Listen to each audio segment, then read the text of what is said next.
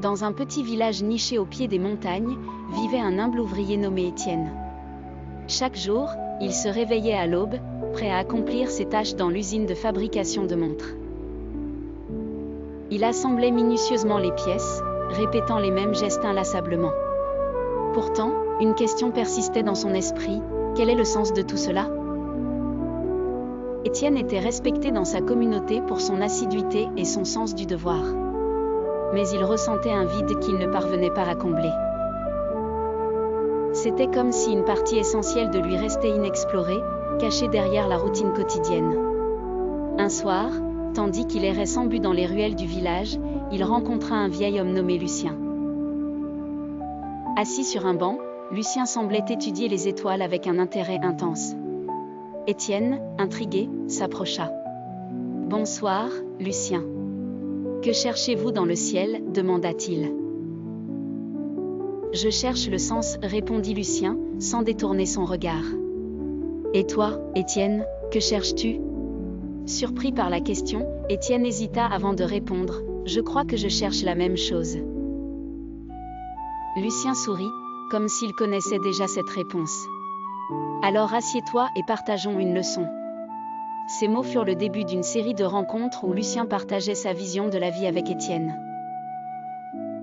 Il enchaînait des récits d'aventures qu'il avait vécus au cours de ses voyages de jeunesse. Il décrivait les vastes déserts, les océans tumultueux et les sommets enneigés qu'il avait explorés. Mais ce n'étaient pas les lieux en eux-mêmes qui donnaient un sens à sa vie. C'étaient les rencontres, les émotions et les leçons qu'il avait tirées de chaque expérience. Lucien expliquait que trouver un sens à sa vie ne résidait pas dans les actions que l'on fait mais dans l'effet que ces actions ont sur notre cœur et notre esprit. Il lui disait: « Chercher un sens, c'est comme polir une pierre brute.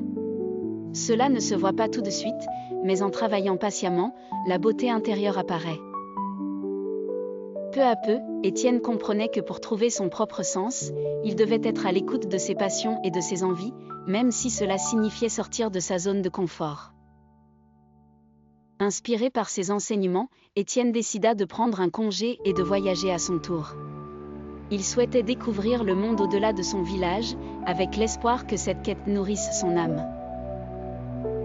Pendant ses voyages, il apprit de nouvelles compétences, rencontra des gens extraordinaires, et pour la première fois, sentit son cœur s'embraser d'un feu nouveau. Ce voyage lui permit de se reconnecter avec lui-même. Il comprit que le sens de sa vie n'était pas une destination fixe mais un chemin constant d'apprentissage et de découverte. Lorsqu'il retourna au village, il remercia Lucien pour son influence, réalisant que parfois, ce sont les questions que l'on se pose qui portent en elles les réponses. Lucien, avec un clin d'œil malicieux, lui dit simplement: « Le sens de la vie ne se trouve pas, il se crée. »